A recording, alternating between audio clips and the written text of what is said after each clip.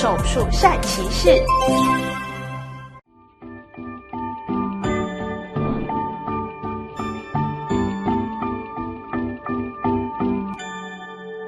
大部分周边血管疾病最常见就是下肢动脉血管阻塞。所谓的下肢动脉，就是从我们下面的这个腹主动脉分成左右两边的总髁动脉。总髁动脉之后呢，然后变成就是我们的一个股动脉。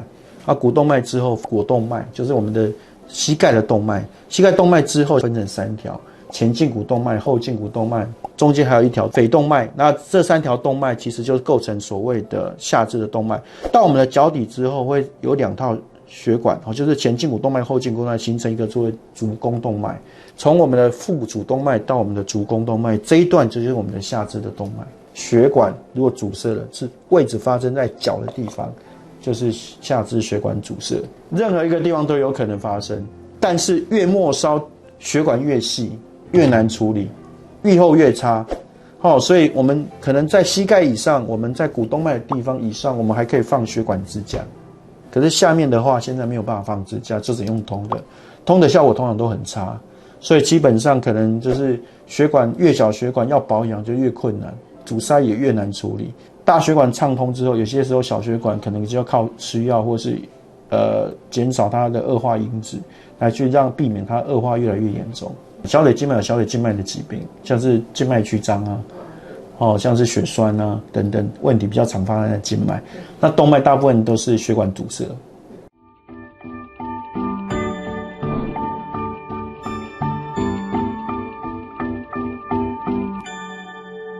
基本上像是心脏血管疾病的患者，本身有血管的危险因子，这些都有的人就容易产生下肢动脉的阻塞。尤其是像是糖尿病的患者、三高、高血压、糖尿病、高血脂的患者，都会有这样的一个问题出现。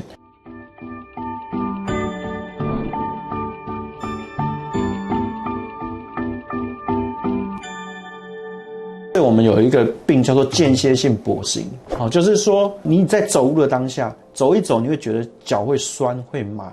会痛。尤其在腿腹的地方，甚至有人比较严重，甚至在你的大腿，甚至在你的臀部会疼痛。那这一种走一走之后会发生，之后休息就会改善。这一种就很典型，叫间歇性跛行，就是下肢动脉的主要的症状。如果你越来越严重，是连休息的时候都会不舒服。那一开始有一些是脚的温度会比较冰冷，循环会比较差，所以你摸你的脚趾的时候，你去按你的脚趾的指甲甲床都是比较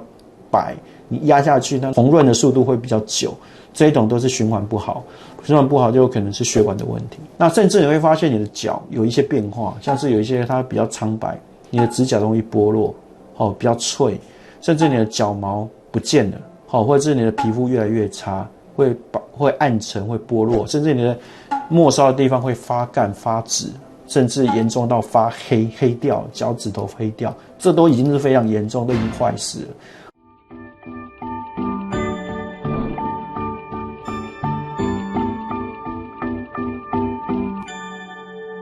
周边血管疾病它最严重当然是到最后整个黑掉坏死，那个需要做清创，那可能就会截肢，那是最严重的状态。那其实我们要提醒民众，就是要避免到截肢这个程度，因为截肢没有一个人想要这样。所以在一开始有血管的疾病的时候，就是已经开始有症状的时候，血管开始有狭窄阻塞的时候，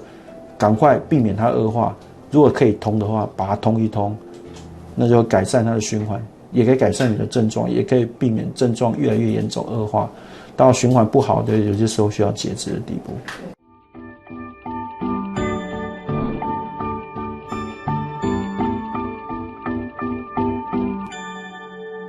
基本上我们下肢循环后都会做一些叫脚部循环的检查，像是我们会做一些 ABI 的检测，就是压力型的测试，看你的脚踝跟你的手臂的一个比值。那一般而言，脚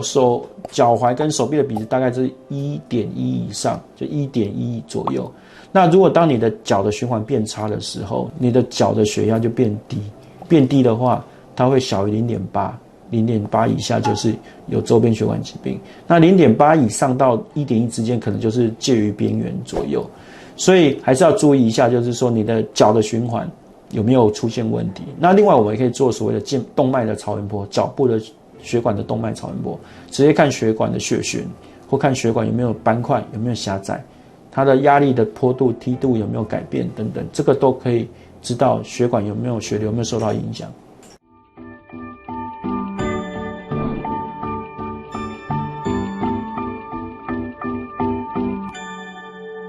基本上就是跟心脏一样啊，就是血管如果你堵塞了，你堵塞就要畅通，你可以用气球扩张。如果是大血管的话，我们甚至可以放周边的支架把它撑开，跟心脏一样。但是心脏跟周边血管还是不太一样的地方是，心脏血管的动力学不太一样，因为脚的循环是比较慢的，所以它阻塞的几率会比心脏更高。所以基本上我们心脏会放支架，但是脚不一定。有些时候考量点不一样，而且脚那么长的地方，你能放多少支支架？你的支架要放很多支，所以有些时候就是只处理最严重的部分。我们可以做心导管的手术，我们也是从脚的地方哦。一般而言，我们心导管心脏的话可以从手，如果是要通脚的血管，一定是从脚。打了之后，我们可以沿着血管进去，先做血管的造影，周边血管的造影之后，再用气球扩张或是放支架方式来处理这样。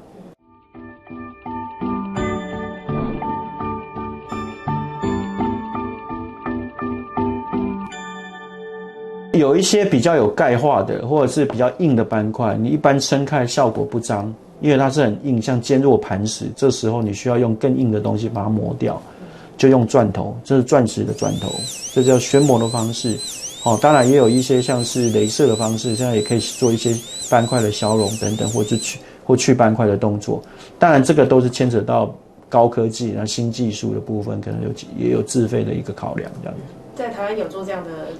方式？有，但是不会太常见，因为毕竟脚部的血管的治疗，一般的传统治疗已经足够。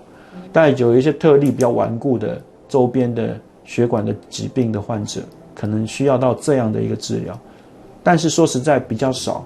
因为通常经济水平比较高的人，说实在的，会有周边血管疾病的几率会比较低一点。因为他不会让自己脚已经烂到那个样子才去就医，他有些时候不舒服就会去就医。早期发现、早期治疗就可以避免到你的脚血管严重到需要甚至要旋磨或雷射才去处理，也是很严重的。对，而且那个价格非常的高昂。对，我听说了，我没有在做，听说20-30万跑不掉，几十万跑不掉了，要看你的病灶不一定，因为有的是看钻头，有的一颗钻头就几万块，你可能不只用一颗钻头，所以其实这个很难说，这个价格其实浮动很大，所以绝对不是便宜的东西啦，但是所费不赀啦。其实用一般的健保，其实90%以上的病人是可以处理的，是没有问题的。只有在一些特殊的病人，可能你要做得更好的话，可能就可以考虑这种选择啦。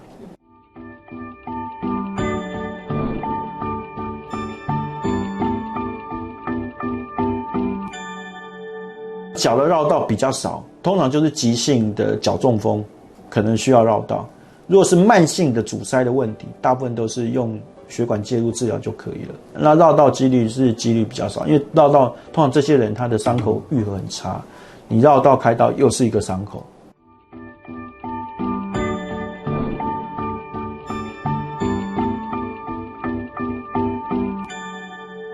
基本上我们会跟病人讲说，还是要走。因为有的人通完之后脚酸嘛，可能会好一点，但是他们走路脚还是有可能会痛，还是会有点麻，还是会有点不舒服。其实脚周边血管疾病很重要的卫教就是要叫病人走，不是因为你脚痛就不走。好，跟骨科开刀一样，下肢手术有些时候你要复健，你还是要多动，你的关节才能开，你的肌肉才有力量，你才有办法撑住。所以你的脚也是，你的脚血管如果容易缺氧，你还是要稍微走，但不是叫你做激烈的运动，你还是要做复健，还是要多走动，这样子才要让你的脚循环变更好，才能帮助你恢复。医师会开一些像是如果有放支架抗血栓的药物，或是一些活血的药物，帮助脚循环的药物都会有，就看你的疾病的严重程度而给予处方这样子。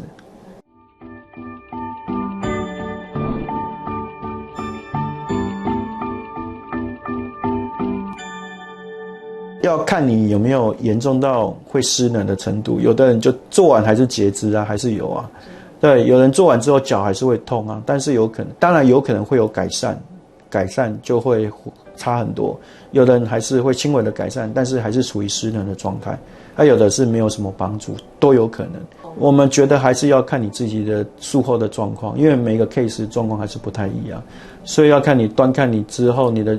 本身的疾病的严重程度，当时通的效果，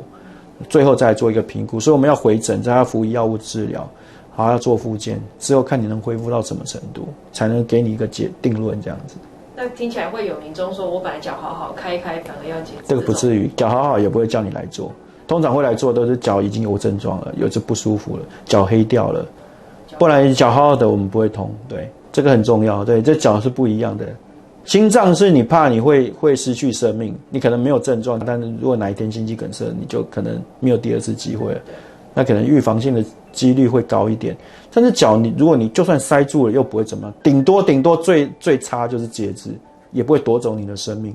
所以我们脚没有症状，基本上很少会说就直接通血管。对。